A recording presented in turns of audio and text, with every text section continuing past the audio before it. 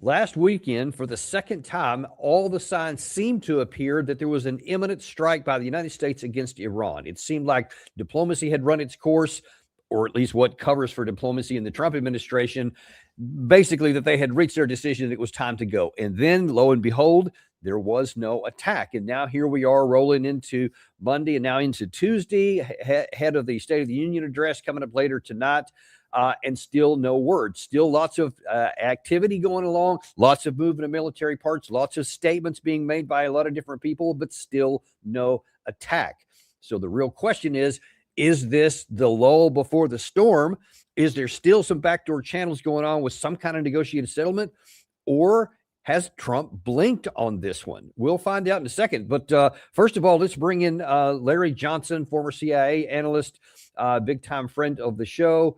And of course, also Larry the Shirt. I mean, and host of the Son of the New American Revolution on Substack.com and Sonar 21, of course. Don't want to fail to mention those.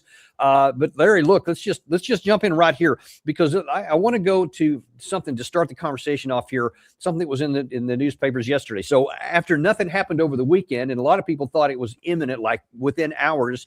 All of a sudden it didn't. And then Monday we have this from General Kaine that it was leaked anyway, that apparently he is telling his chief commander-in-chief that, look, there is some real risk that's involved here, and who knows how this is going to go. Trump immediately responded on Truth Social, really with just an hours of this coming out.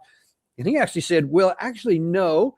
Gary, if you can put that, there you go. He says numerous stories from the fake news media have been circulating stating that General Dan Kaine, sometimes referred to as Raisin, have no idea why he feels the need to put that information in there. But anyway, is going to win the war with Iran. The story is not attributed this vast knowledge to anyone and is 100% incorrect. General Kaine, like all of us, would like not to see war, but if a decision is made going against Iran at a military level, it is his opinion that it will be something easily won. Well, that puts all that to rest. So I'm sure all of that is completely made up. Nobody said that General Kaine has any concerns. What do you say about that? Donald Trump is wrong. Okay, so let's look at what has happened. A week ago Friday, the Crisis Action Team, the CAT, was set up at the Pentagon, set up at CENTCOM headquarters. The CAT, for the people that have never been into an operations center, it's where the commanding general sits in, and you've got all the different components from the military, everyone that handles plans, operations, intelligence, logistics, all the different units that would be potentially involved in an operation. They're there. So it's a way that all the information's fused together. It operates 24/7. So I think this one is going at the Pentagon is going from 0700 to 1900 hours. And then at 1900 hours, a new shift comes in and they go to 0700. And usually, they have a shift change. So the day shift briefs the night shift. That takes about a 30-minute turnover brief. And so that goes on every day. So we see that's a sign we're going to war. But then you got to step back and look at what the United States did. We launched 1/3 of U.S. Air Force F-35 assets, deployed them forward into the region. They're at the Prince Sultan Air Base in Saudi Arabia and at Muwafaq Salti in, probably mispronouncing that, in Jordan. Okay, so now you got to step back and say, what are these planes capable of doing? Because the reality is, from a naval standpoint of naval assets, the naval assets are meaningless. They're not important, particularly with the deployment of the Gerald R. Ford, which is now known not as an aircraft carrier, it's an aircraft carrier. Because if you haven't been following the news, the plumbing on the place doesn't work. Sailors are standing in line 45 minutes to take a crap. The ship is literally full of shit. So its operational readiness is not there. So in any way, the Gerald R. Ford is not in a position to do any damage to Iran. It's there to try to provide some air assets that would fend off inbound missiles and drones. That leaves the Abraham Lincoln. It's 1,000 miles offshore, and its Tomahawk cruise missiles can only go 1,000 miles. And it only has 10 F-35s. And those F-35s, whether they're on board the Abraham Lincoln or they're sitting in Saudi Arabia, they have what they call a combat radius of 600 miles. That means you fly towards your target 300 miles. And then at that point, you have to return to base unless you can get refueled by air. The problem that we now face is that China has given Iran air defense, an air defense radar that can see out 420 miles. So let's say it's located just at 100 miles inside the Iranians' borders. That means 320 miles out. Well, if it's looking out 320 miles, that means the air refueling for any plane that comes out of Prince Sultan Air Base, because the distance from Prince Sultan to Tehran is 900 miles. So if it's once it reaches that sort of the let's call it the 400-mile range, it's still got 500 miles to go. It needs to be refueled. Well, those air refuelers are now right in the range of these air defense systems, the radar, and then the ground-launched missiles, but the S-300s, the S-400s. So someone explained to me how we're going to carry out aerial attacks deep inside Iran with aircraft that don't have the capability to fly that far without air refueling. And the only way you get air refueling is you'd have to put these slow KC-135s over Iranian territory where they would be shot down. I mean, the initial mission of suppression of enemy air defense, SEAD, how the hell does that take place? We know how it took place in June, not by planes striking, but by intelligence operatives on the ground that have been infiltrated into Iran and destroyed them using systems like javelins and others. But that's not going to play this time because Iran woke up to that threat and has moved to counter it. By the way, I'm showing here, this is Google Earth as we're talking here. So when you're talking about how far this can go, Prince Sultan Air Base is somewhere around this area right here. It's not exact, but you can see there just to get to Tehran, it's 843. And actually you get closer to, like you said, 900 miles of straight line distance, which means then if you were saying there, it has to be refueled somewhere around here, you're going to have to refuel it over Iranian airspace. Yes. And Gary, if you can pull that, if you still have it anyway, that map that shows the air defense missile batteries, can you pull that up? Do we still have it loaded? I didn't look. No, I mean, if we don't, you can see that that's the one. Yeah. So you see all the forward edge of all these little blue icons. These are all air defense. And then you have another battery or range of them, another belt of them behind that further. All of these areas, every single one of them would have to be knocked out to get that, because understand, all you got to do is get one of these, this area here, you can kind of start to see some of the terrain and how hard it is to get into some of these areas. And you're going to have to go into all of these crevices, because some of these could be like in the middle of these mountains and in the valleys here. It's really hard to get into. And then you're going to have our most vulnerable aircraft, a big refueler, and it's going to be, all it takes is one shot and that thing will go up in the biggest fireball you've ever seen in the sky. Yeah. And now then all the other aircraft are going to have to turn back. So what does that tell you about the actual amount of risk that we have? Well, there wasn't any planning. This was not planned. That's what I'm telling you. This is throw something against the wall, let's make it look really big. You got a really big show. We've got all these planes out there. You got F-22s out there too. It's got less range. It has less range than the F-35. Because I started thinking about that. Okay, how does this work? Let's do the math. The math doesn't work unless you do. Yeah, they could be refueled to continue a mission, but that means, as you said, they've got to be over Iranian territory and they will be shot down. Guaranteed. There is there's no way around that. So we've created what I'll call an illusory military force. Yeah, there are real planes there, real pilots, they've got real bombs, but nobody's figured out how do you get from either Muwafiq in Jordan or Prince Sultan. Muwafiq's even farther away. Muwafiq's now like 1,400 miles, 1,200 miles, but it's even farther than Prince Sultan. So that means more air refueling. And if you've got 100 planes in the air, let's say 168 F-35s headed on a bombing mission. I'm not sure how many planes can be refueled by one tanker. And again, even if you refuel them there in the middle of Saudi Arabia, they're not going to get that far into Iran. I mean, they've got limited capability. This is not like a B-2 bomber or a B-1 bomber. They have a much longer range. So, and this is why we're seeing General Kaine. He didn't just it wasn't just leaked to the Washington Post. It was leaked to the Wall Street Journal and the New York Times. The man is covering his ass big time because, and he's not doing it directly, but he's got his subordinates. Yeah, you go guys, go out and talk.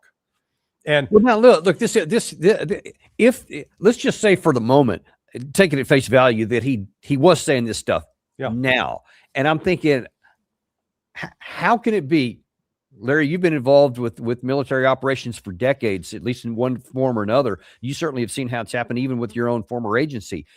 The idea that you would, at what is supposed to have already been past the initial H hour when you're supposed to launch, to now be realizing there's a math problem that you're talking about there with the geography and the enemy air defense capabilities and where things would have to happen is just unfathomable to me.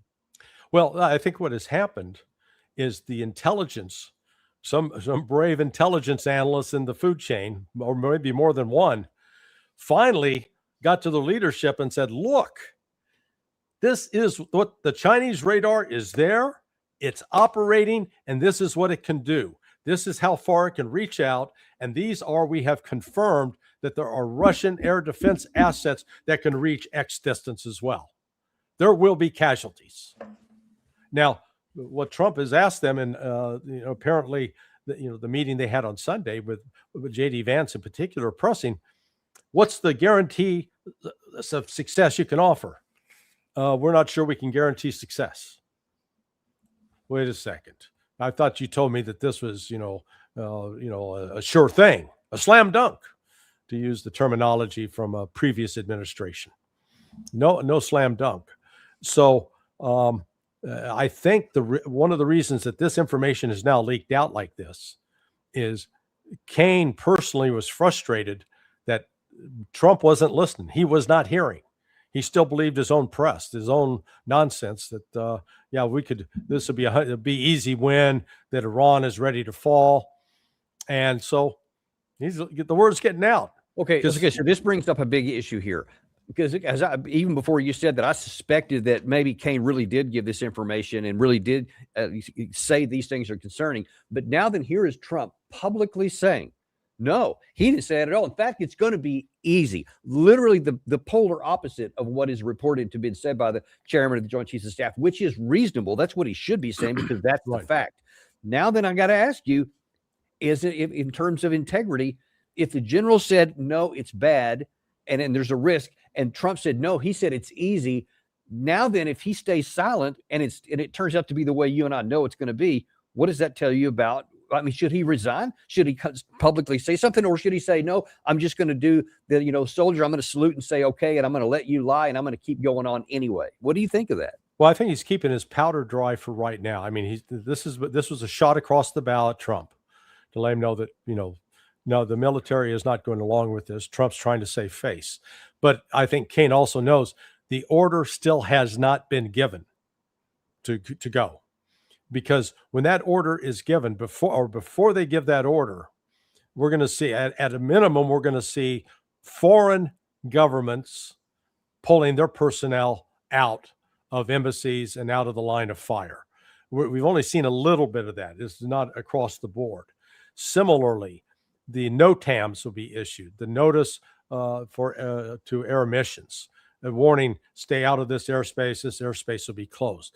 We haven't seen that yet, and we have seen that in every other attack in this region when it's getting ready to go off. So is that what we saw before the June 2025 attack? Yeah, there was information out back then as well, but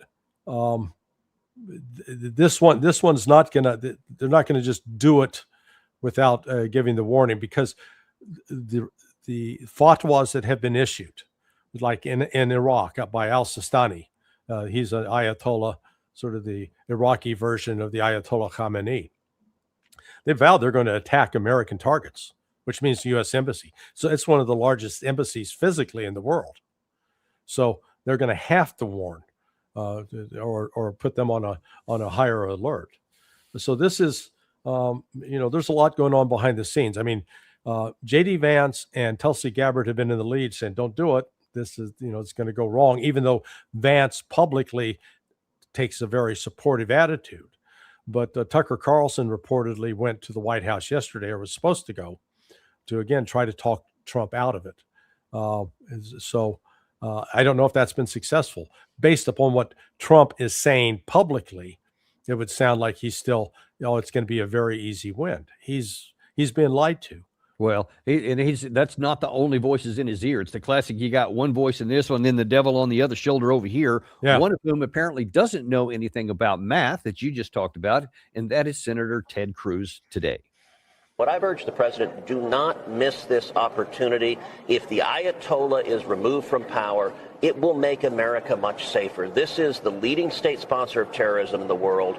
The Iranian regime is responsible for murdering hundreds of American servicemen and women. They fund terrorists all over the world. And so what I've urged the president is, number one, support the protesters and arm the protesters. Let the people of Iran, give them the ability to overthrow their government. And number two, I think there's a very real possibility we will see, potentially in a matter of days, limited strikes. What we're not going to see is boots on the ground. Okay, a couple of important things I want to point out about that. One is new. One is also, it sounds like that Cruz is trying to say, okay, even though we have as much firepower on the air and in the sea as we had in 2003 Iraq War, we don't have an army on the ground. So how's about we just go in with a limited strike and just, warn those darn Ayatollahs that we mean business? Is that going to work? No. Iran is not sitting there going, oh, this is limited, so we'll have a limited response. They vowed a full response. They will attack and destroy the Prince Sultan Air Base. They'll attack and destroy the Muwafaq Salti Air Base in Jordan. They will hit and take out Al Udeid, destroying the Combined Air Operations Center, the KAOC, and they'll take out the port in Bahrain that services U.S. military vessels. They're not going to stop until they do that, and they have ample capability to do so. Again, the use of intelligence assets to try to take out the government of Iran, that proved to be, we exposed all of those. Israel exposed all those last June, and then followed up with the attempted failed color revolution started on December 28th, ended effectively on January 10th of this year. So they don't have that to rely on. That was, Alistair Crook has been saying for a while that there were no Israeli aircraft that secretly penetrated Iran. And again, it's the distance issue.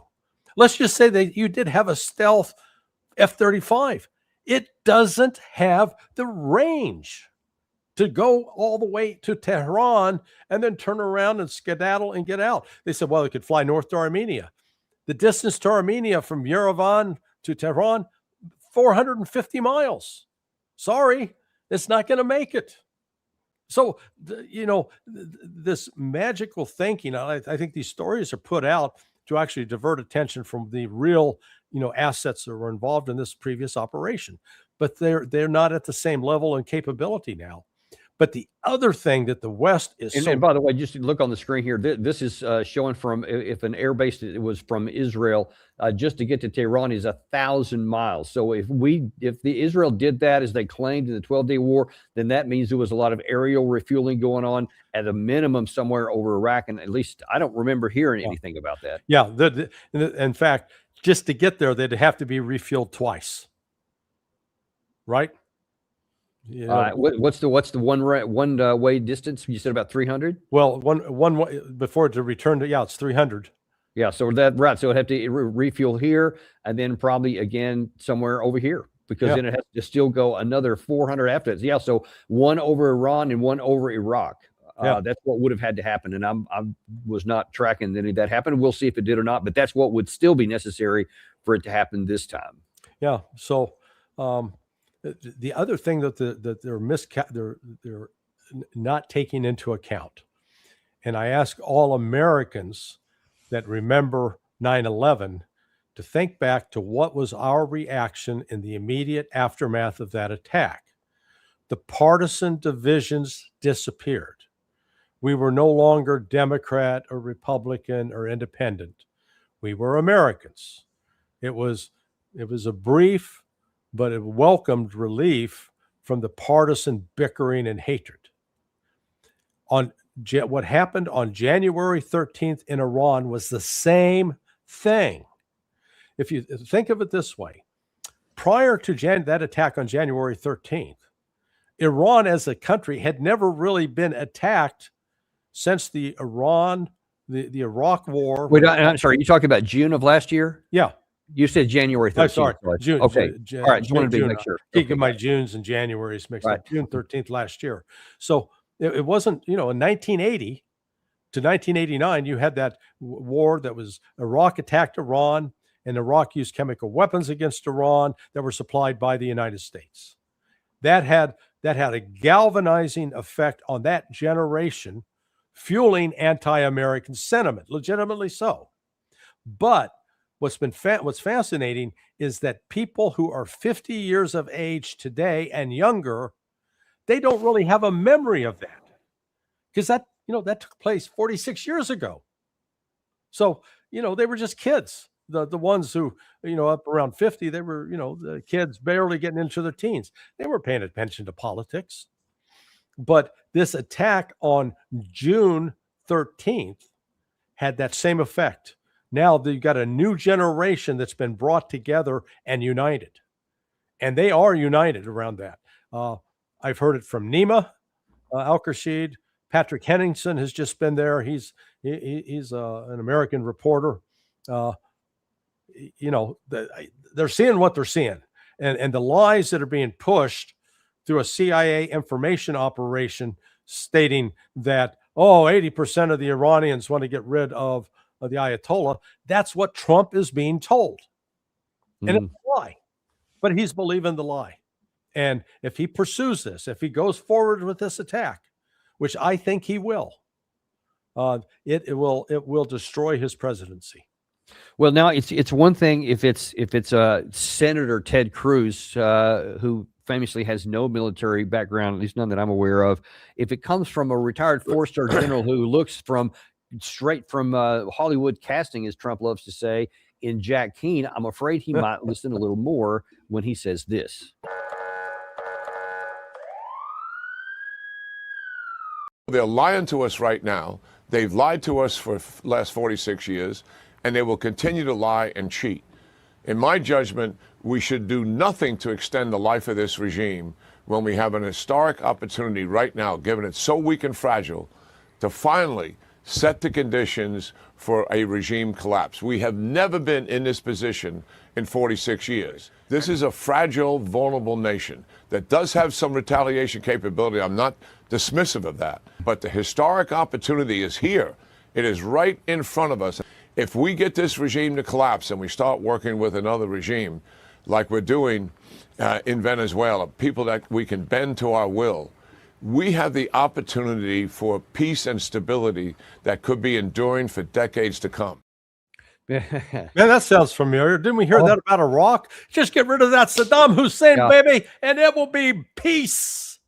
And just all we got to do is get them to bend to our will, and everything Yeah. will be fine after that. And then he says in the middle of that, he says, now, I'm not saying that they don't have the ability to retaliate. I'm just saying we have this great opportunity. And I'm saying, hang on.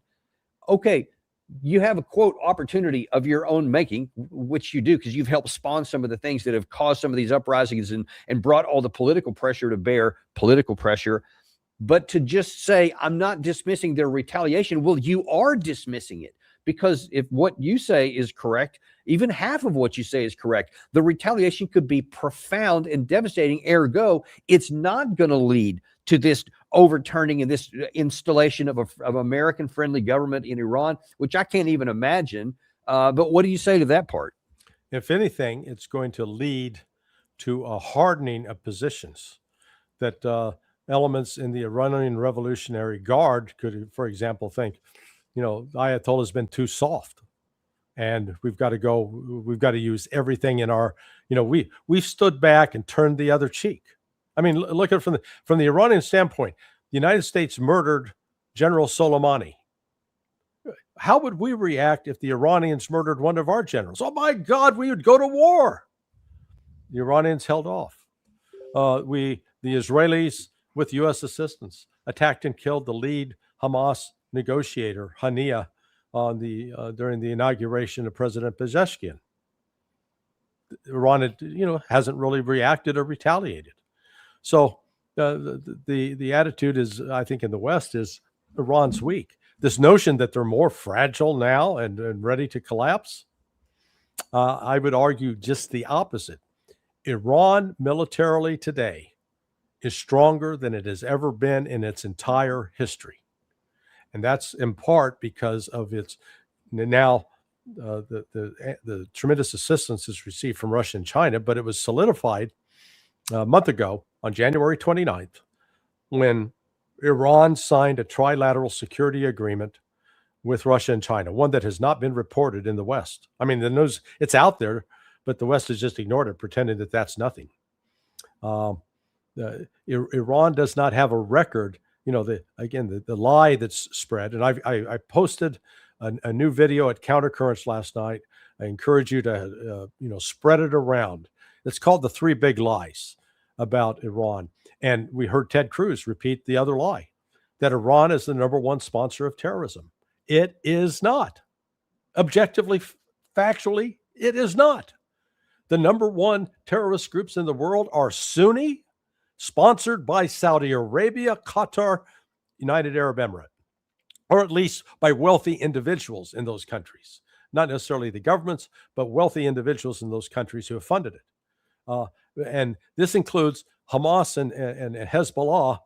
Sorry, they are pikers.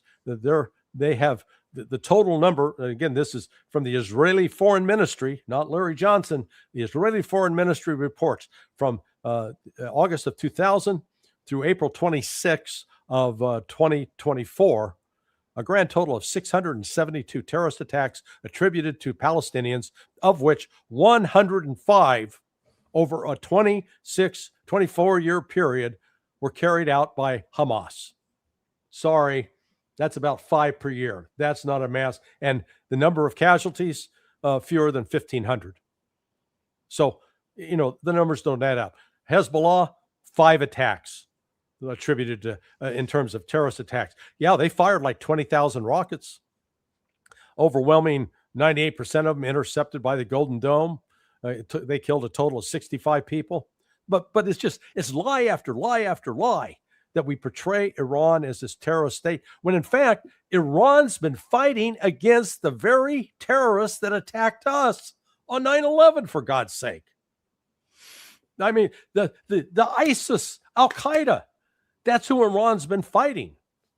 And instead, we declare Iran as the enemy. This is all just further evidence that we are completely bought and paid for by the Zionist lobby. Well, and let's just go ahead and run there since you opened that door. I think it's self-evident now. We've been talking factually for a long, long time now about how the Israelis are trying to push us into this. And the guys that you see on these videos that we keep showing here are heavily backed financially by the Israeli side. That's just a fact. It's just no question about it. And so it's not a surprise when you heard Ted Cruz talking a minute ago about, well, maybe we'll, instead of going with a big one, we'll just go with a limited strike so that we can get our political objectives and we don't have to have a big war. There was an Israeli retired general this morning that says, yeah, don't think about doing anything limited. Sorry, Gary, that's not the one I'm looking for. That's the Iranian general. I'm talking about the retired one that's on that X post that we were looking at. We can pull that one up because this is what he was saying on Israeli television. We'll get that up in just a second. This one right here. So this guy said, you can read it. It's in Hebrew, but you can read him. He's just saying to the Knesset of Israel.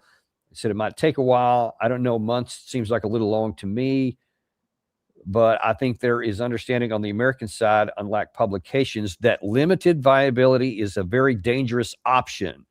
If you do a limited assault, you basically allow the Iranians to react back with a very big, powerful, and that is a very big risk for both the Americans and Israel. This makes no sense. Well, from his perspective, that's enough right there, Gary. Thanks. Yeah. The bottom line is he's saying, yeah, don't go small. Now, he does have a bit of a point militarily. If what you have reported from what the Iranians have said, that any strike will result in a all-out war, meaning there's not going to be a limited option from their side. So if you go in with a little one, then you can get a big one in return. So what he's saying is, if you're going to go all in all at once and hit everything at the beginning. But whose interest does that serve? Well, it serves Israel's interest. But again, let's come back to where we started. How the hell are they going to get there to do that? They don't have, the United States does not have the air power to penetrate into the interior of Iran. Hands down, does not. The only way that could possibly happen is if they manage to take out every air defense battery in Iran, which we already seen the limited ability of the United States to take out ballistic missiles in Yemen, where we had complete air supremacy. So I mean, this is nonsense. The Iranians didn't retaliate on the 25th because basically they had cut a deal with the United States to end the war with Israel. And you know, the United States was going to make a symbolic show of dropping a bomb, just obliterating Iranian nuclear capability, which we now understand is not obliterated, according to Trump. Can't keep his story straight. But in exchange for that, Iran got to launch a missile to do some destruction of Al Udeid, but more importantly, got a deal that it could trade oil with China without interference, which was a big economic boost for it. So now we're faced with, oh yeah, let's go all out. Good, go all out. What is going to happen is the minute the aircraft lift off from Muwafaq in Jordan and Prince Sultan in Saudi Arabia, the Chinese and Russians are going to alert the Iranians. Here they come.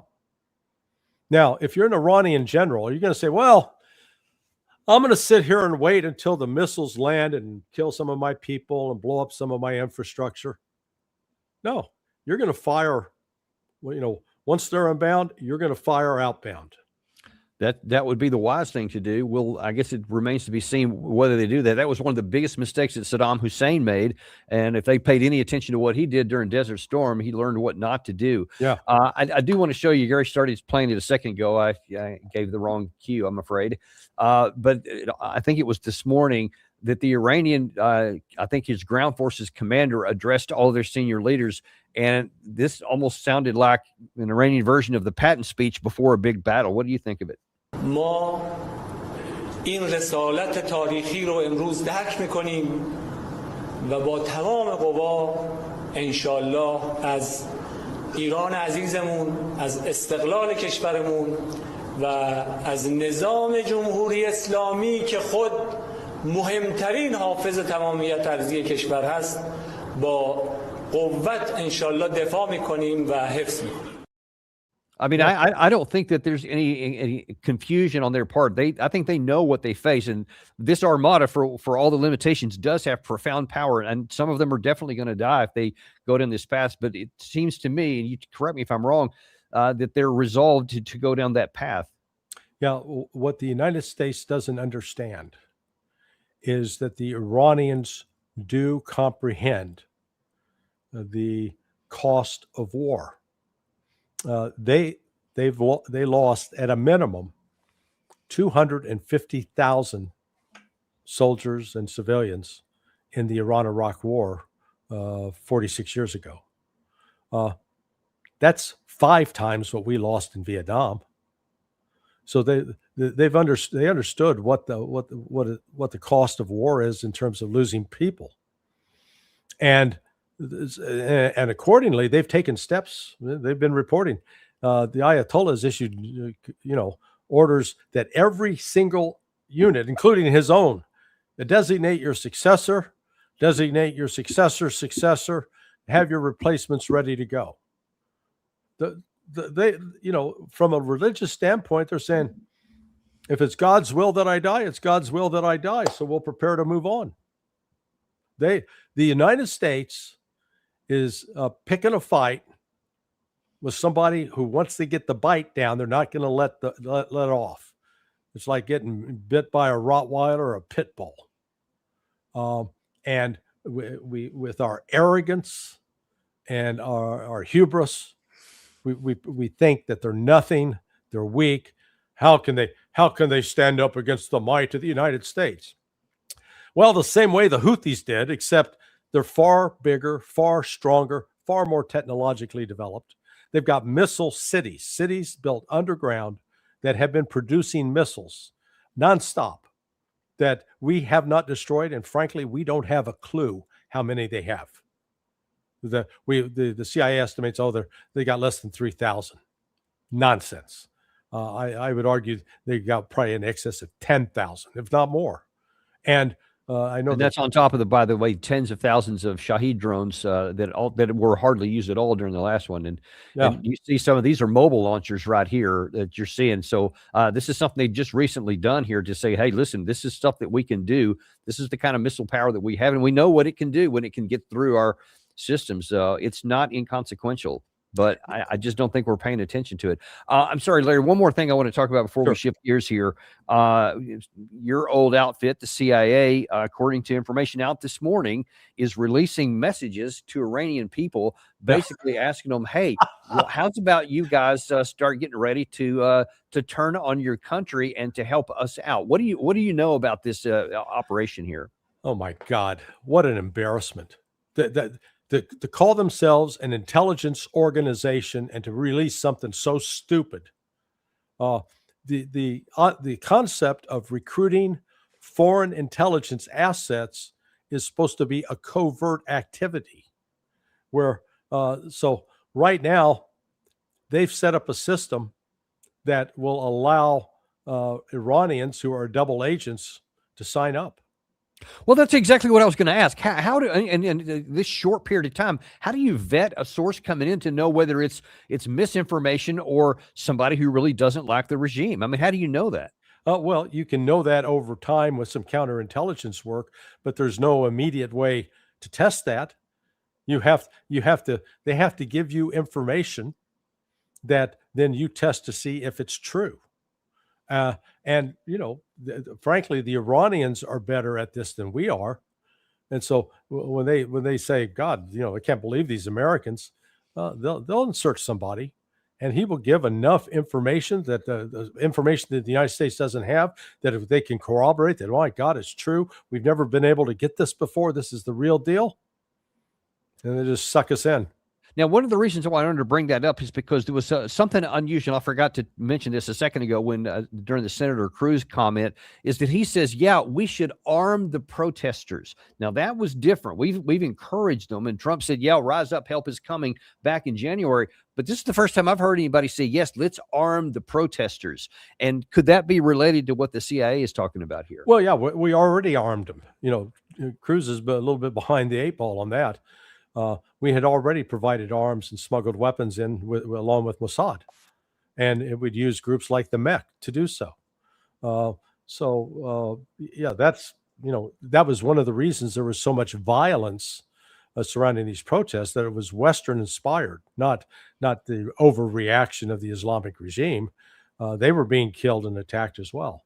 But this is not about ending Iran's so-called quest for a nuclear weapon, which they have not been pursuing.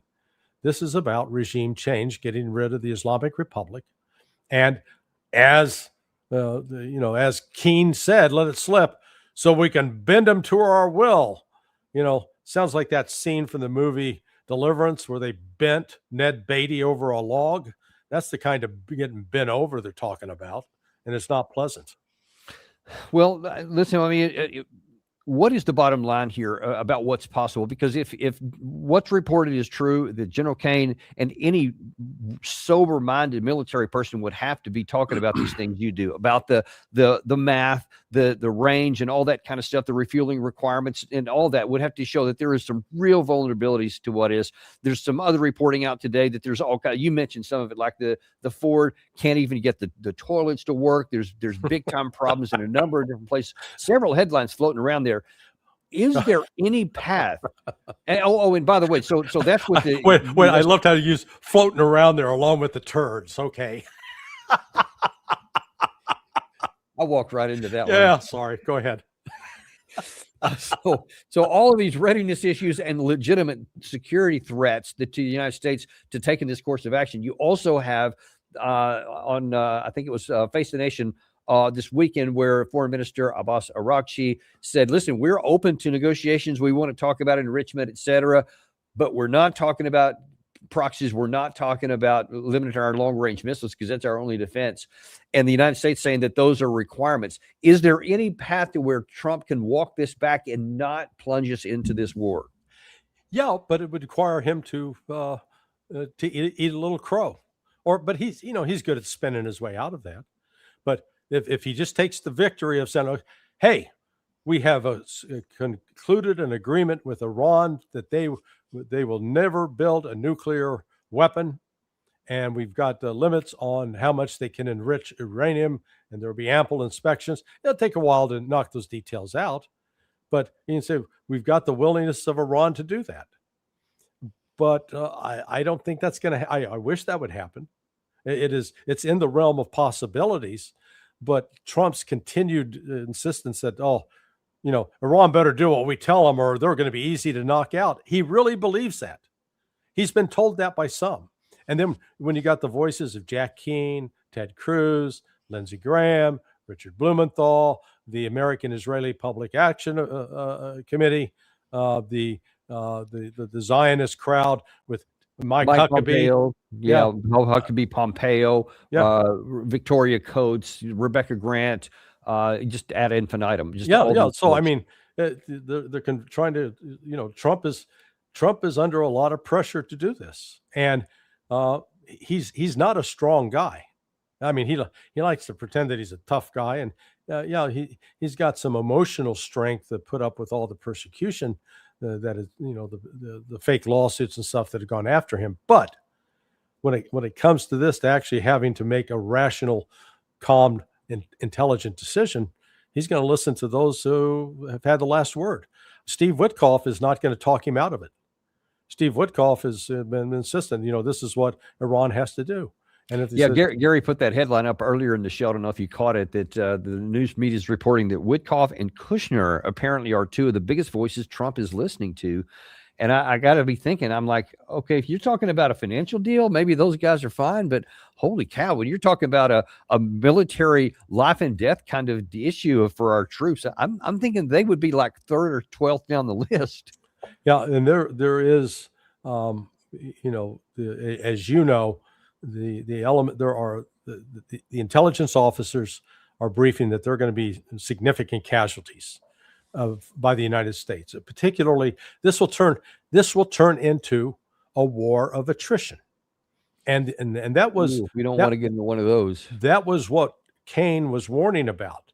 That and ask people to say, "Oh, what are you talking about? Iran will be easy."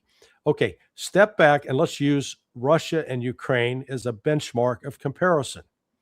Look at the number of ballistic missiles and Iran and various drones and fixed wing, fabs, these bombs that fly at a distance.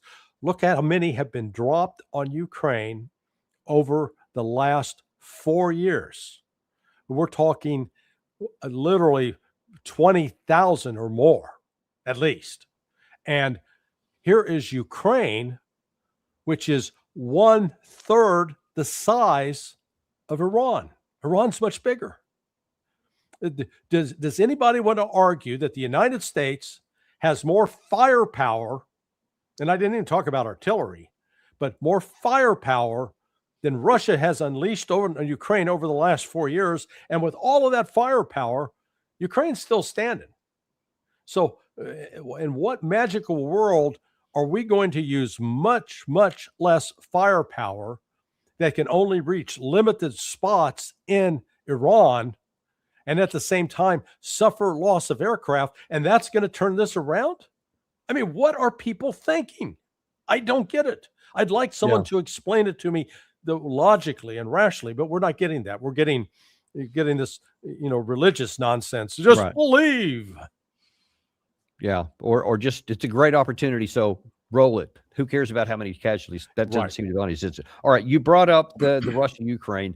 Let's go ahead and pivot there, because that's also got a lot of, if it wasn't for all this stuff going on in the Middle East, the potential to launch a new war there, they would be getting a lot more headlines over here, because there's still a lot that's happening there. Now, of course, as everybody knows, today is the 4-year anniversary of the start of that war. So it has been going on 4 longer years, and we're now launched into the beginning of a 5th year. We'll see how long it goes here. But there's some interesting developments here. First of all, there was some comments that were made both by President Putin and President Zelensky to kind of lay out where their side is saying things are here right now. Let's just examine both based on an examination of reality on the ground. First, we'll start with President Putin, who says, dude, you guys got to figure it out. I'm interpreting here. Dude, we can't be beat. Не получается нанести России стратегическое поражение. Никак не получается. А так хочется. Жить без этого не могут. Или полагают, что не могут. Обязательно нужно нанести поражение России. Но вот ищут любой способ. Любой. Хоть что-нибудь. Сами себя доведут до какой-то крайней черты. Потом пожалеют. Yeah, so I mean, they're going to regret it, he says, and I think there's already, at least in some quarters in the Western world writ large, there's a lot of regret already that we didn't take any of these diplomatic off-ramps that would have ended the bleeding of our capabilities. Now, for the companies, though, this is one thing that Gary was pointing out to me this morning.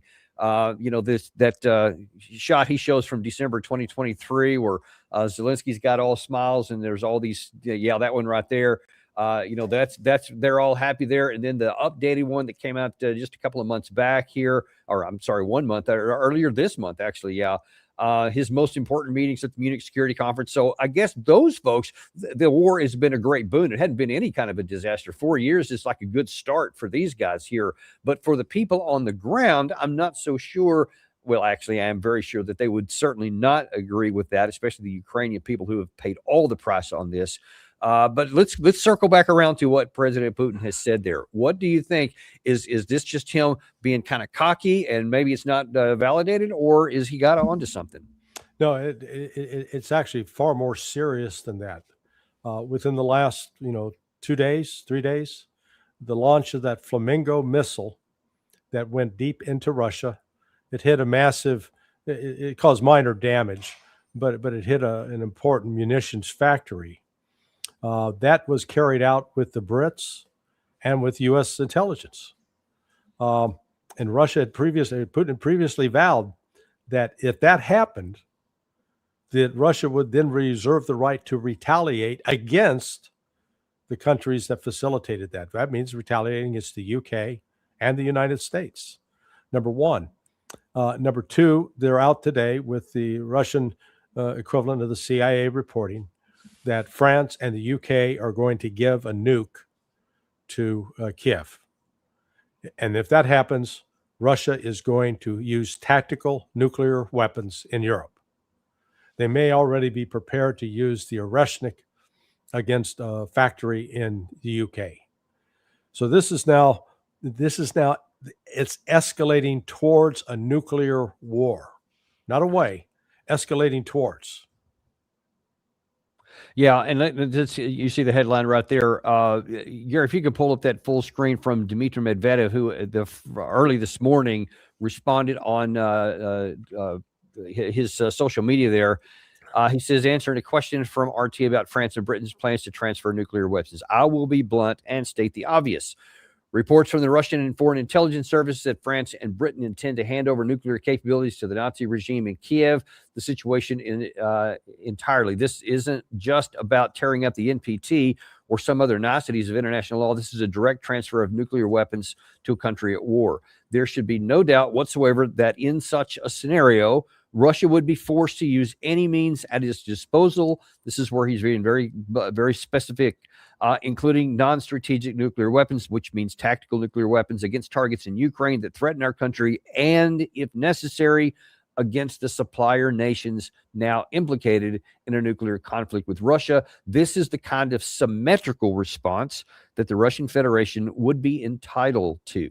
Now, that is a very, very sobering statement. And a lot of people say, well, okay, Dmitry Medvedev he's a hothead. He's kind of like the good cop, bad cop, and Putin is always the good cop. Well, in this case, Putin also addressed it on video.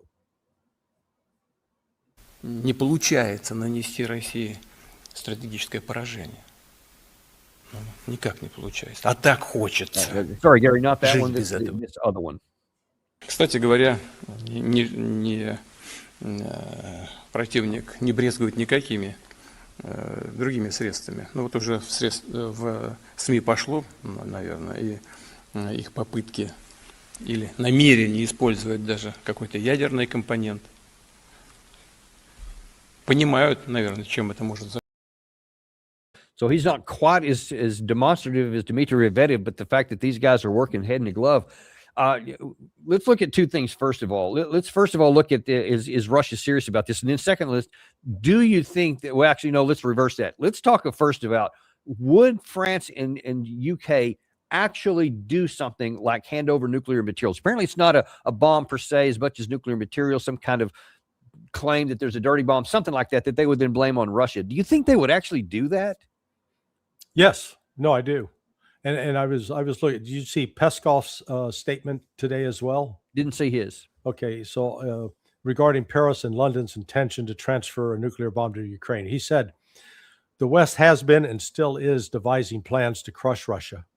Information about Paris and London's intention to transfer a nuclear bomb to Kiev will be taken into account by Russia during negotiations on Ukraine. This is a flagrant violation of international law. The special military operation began against the Kiev regime, but it has become a confrontation between Russia and the West. So, this is no longer, this is expanding, and it's growing. And the desperation of Macron and Starmer, yeah, I could see them easily doing this. They're not thinking this through rationally, logically. They certainly have, they're not looking for an off-ramp.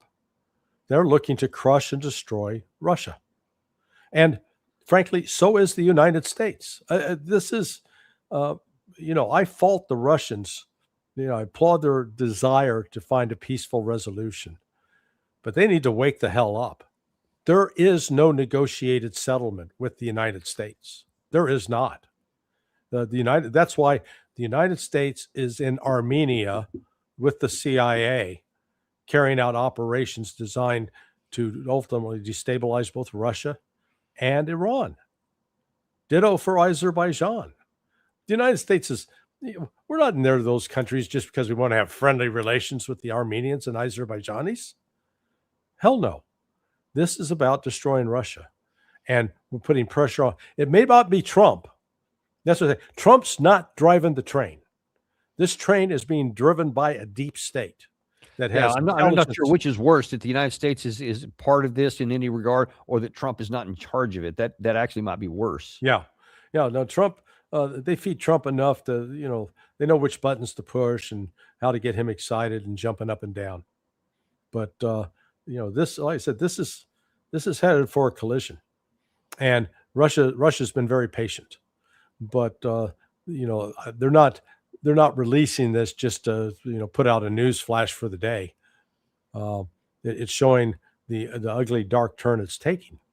And, that strike the other day with the Flamingo, it's not going to go unanswered at all. And the answer, I think, will be such that it's going to further escalate, at least put the West in the position of trying to escalate.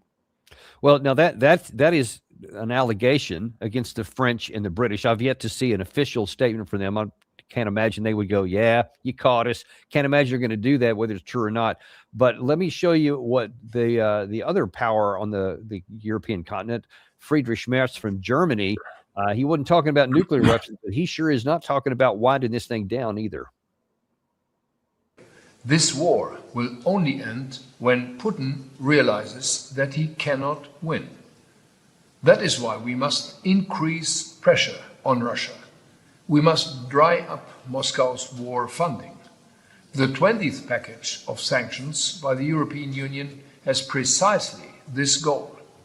Moscow is not as strong as it would like the world to think.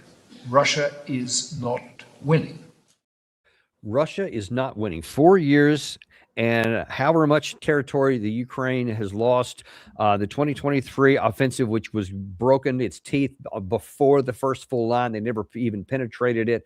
And he wants to make this, and he's looking right into the camera. Russia will not win. Make that make sense to me. Yeah.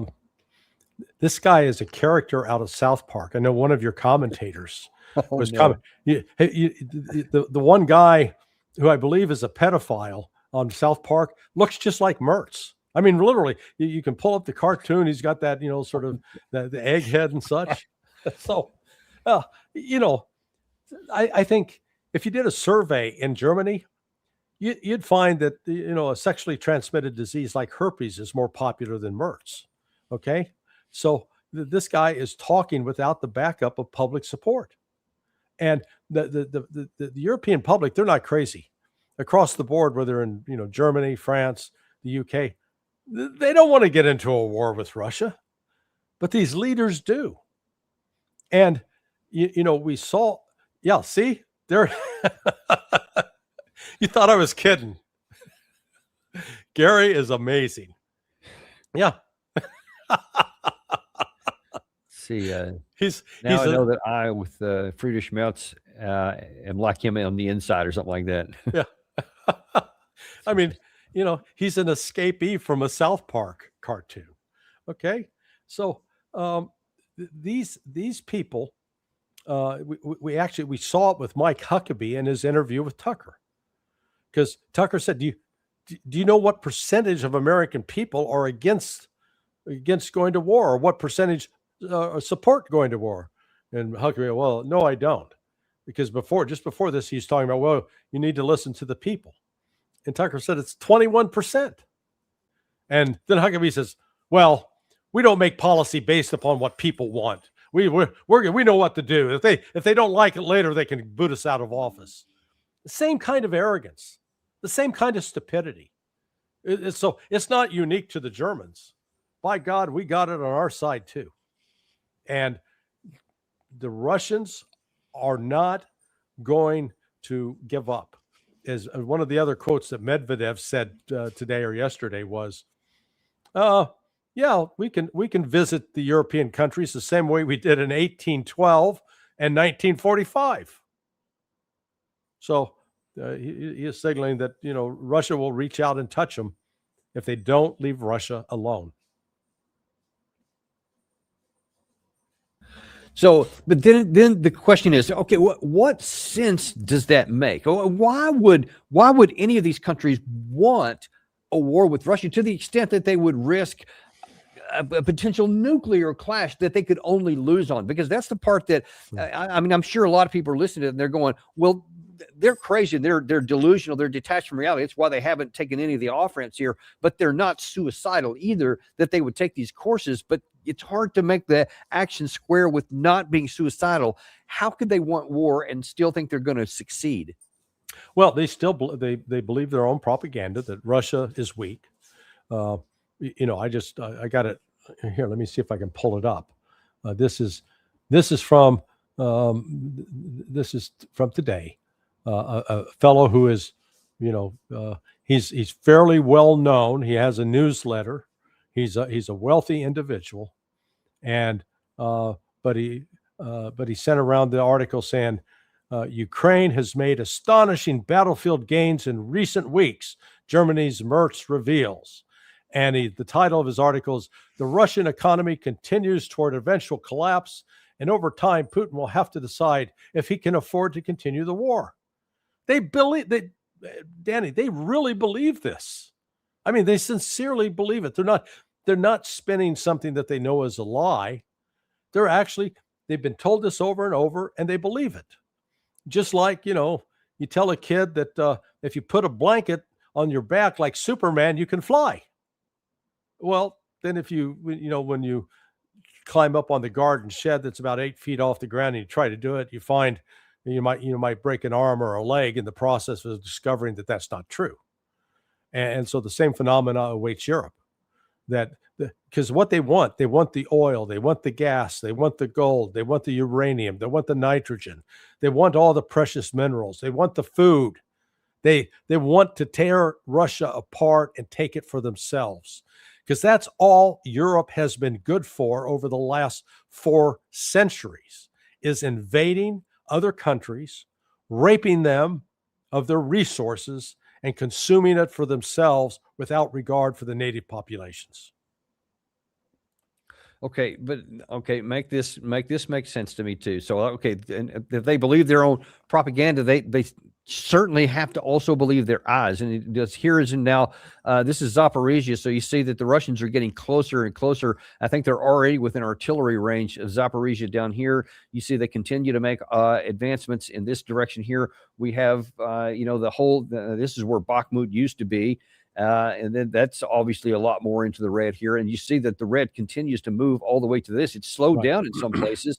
Kupiansk the Ukraine side had some operations to take back some of the territory, but now then they're starting to lose it again, which is what we predicted from the past. But then that you also have to go up into Dnipropetrovsk.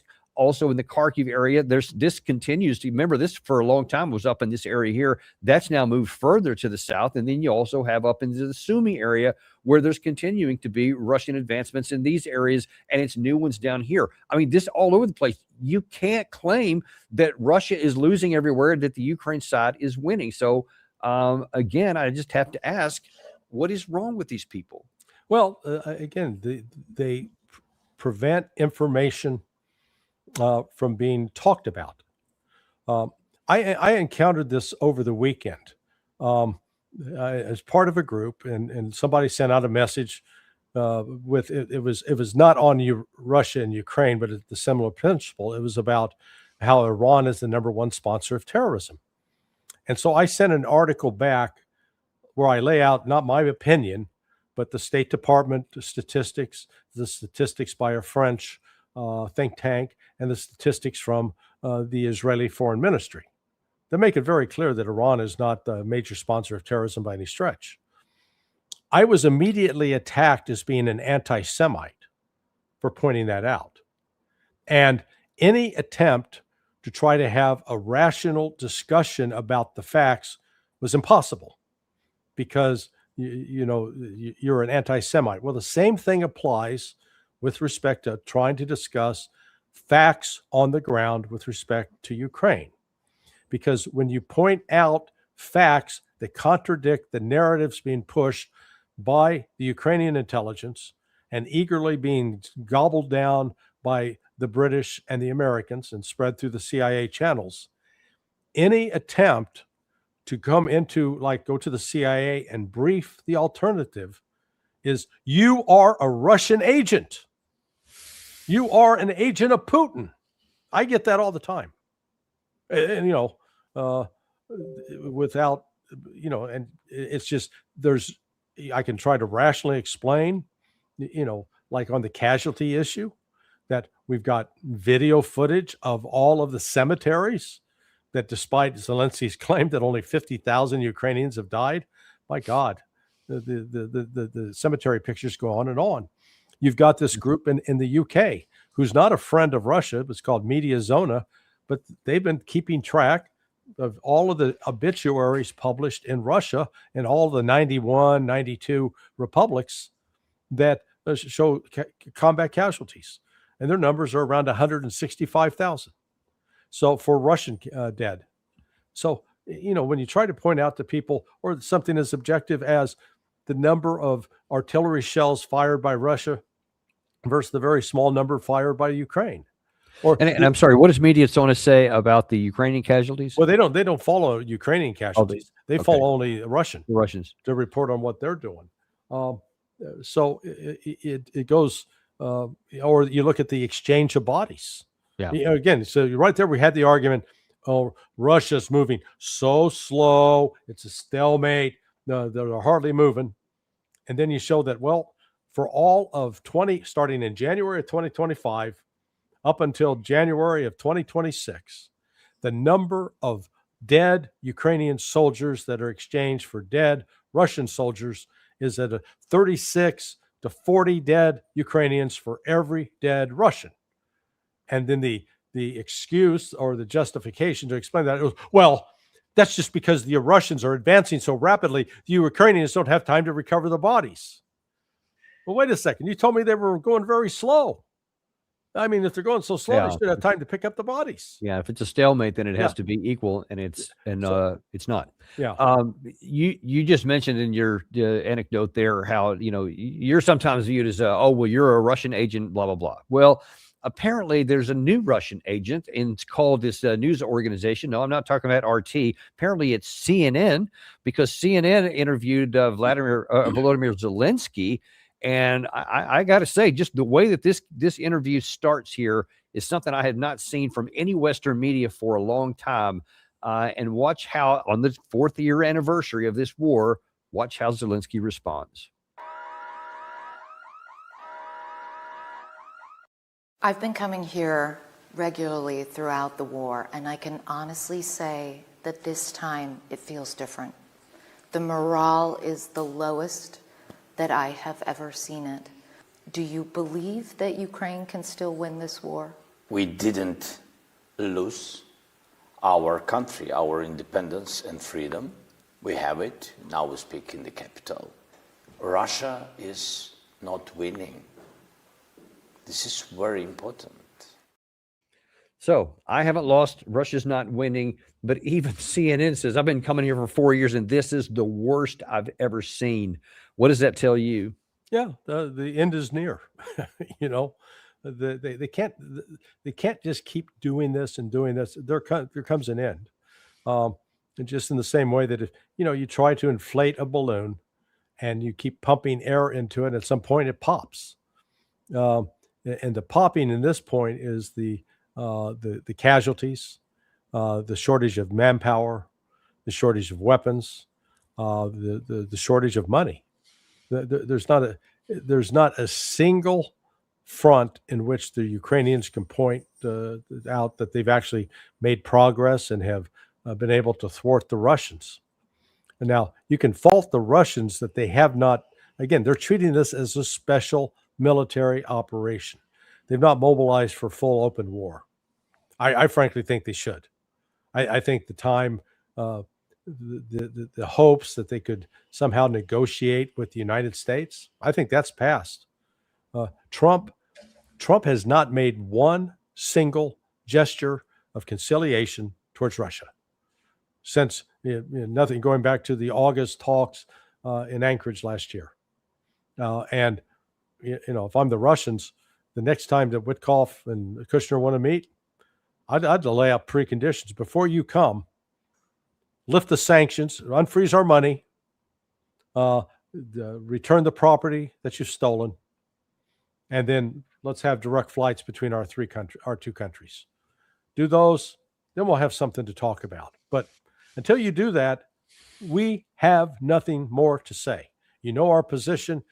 Show us. You made promises in an Anchorage. You haven't kept them. Now, will Putin be that blunt? I don't know. Maybe not. But that's what needs to be said to Kushner and ultimately to Donald Trump. And even if Putin is polite or whatever and doesn't say any of that stuff, it certainly isn't. He definitely is going to have this passage that until or unless those things happen, he will continue to methodically move forward.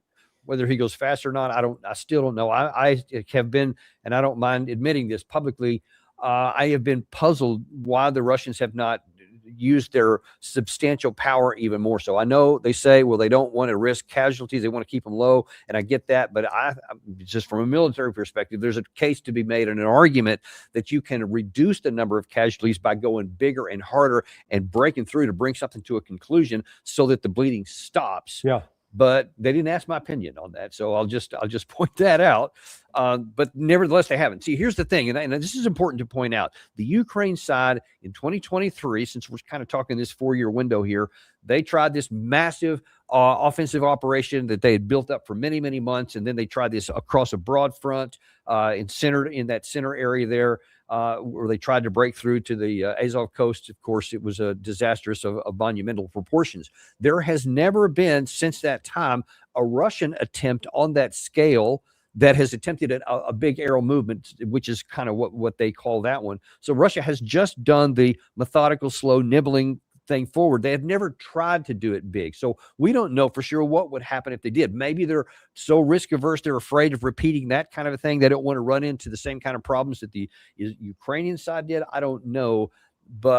And I think they have that kind of latent power that they could apply it at some point, but so far they haven't. And maybe they're just going to say, we'll just keep going on with this until attrition has its way.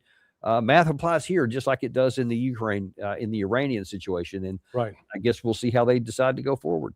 Yeah. Yeah. No, it's, I share your frustration on this, but they've, I'm not sitting in the general staff. They clearly made some mistakes early on, but they've shown that they can correct those mistakes. And they haven't been hesitant about firing and getting rid of ineffective officers, which is, they've not really played politics with it. So but we're reaching a point which I note with the shift in rhetoric, like what Peskov said. Peskov's not speaking for Peskov. Peskov speaks for Putin. And when Peskov says it's not a confrontation between Russia and Ukraine, it's Russia and the West. And last I checked, the United States is included in the West. So I think Russia has come to the point of recognizing we are fighting against institutional forces in the West that can only be defeated militarily. And despite warnings that they've gone ahead and launched missiles deep into Russia. And let me ask you something, Larry, before we let you go. Gary, I'm going to ask you to replay that first Putin soundbite, the one that we had this just marked Putin on there, the 29-second one. I want you've been following this obviously from the very beginning here, and you've seen Putin, how he's conducted himself and how he's made a lot of these speeches. To my eyes, and I'm not as much of an expert on this as you are, I see that the facial expressions and the vibe seems to be more frustrated and annoyed even than what I normally see with Putin. Let's watch that video and tell me what you see on the other side. Не получается нанести России стратегическое поражение. Никак не получается. А так хочется.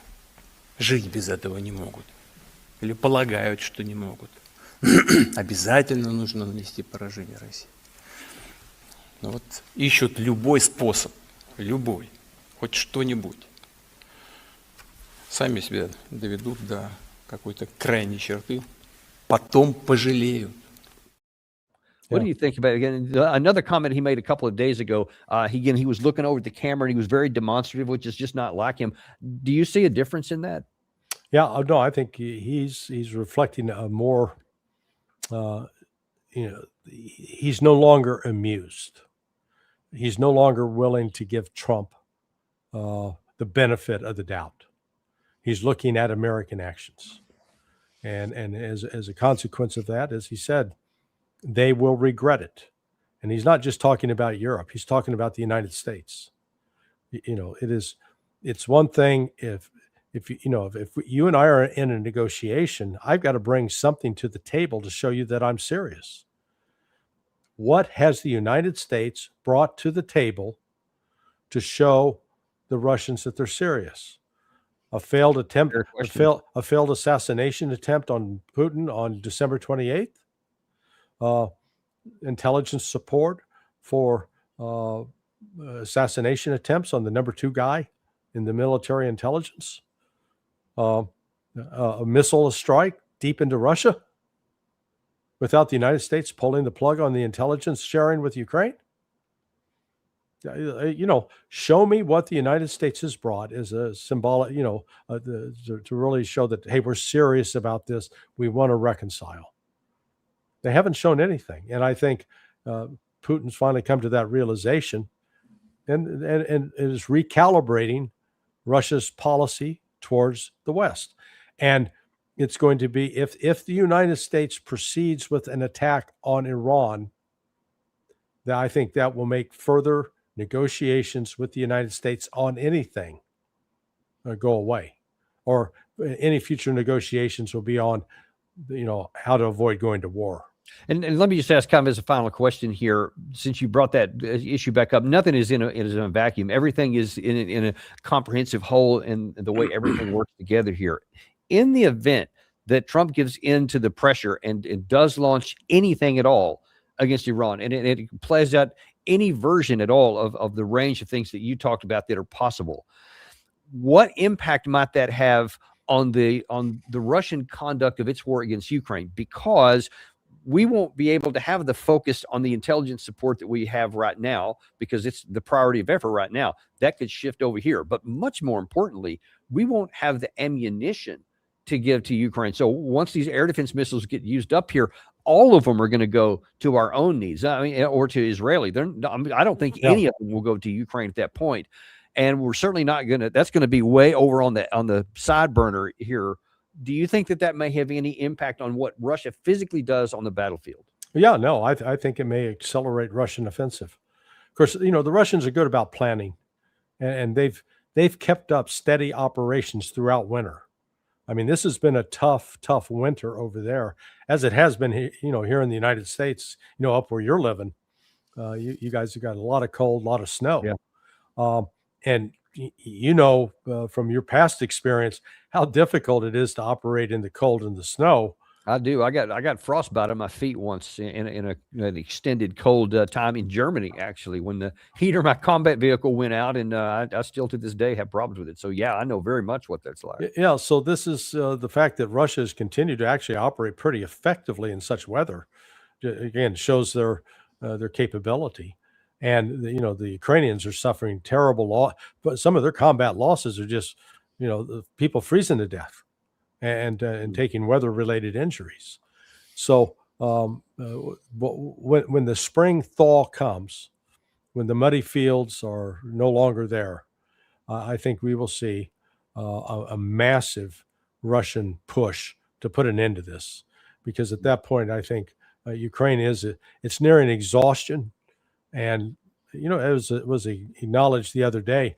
Was it the Germans or the Brits said, "Oh, all the Ukraine just needs another 250,000 soldiers, and it could win." And one of the Ukrainians said, "No, we need 3 million." Yeah. Although where would 250,000 come from? If that's possible too, but. Anyway, we'll see what's going to happen with that. We'll see what's going to happen with all this.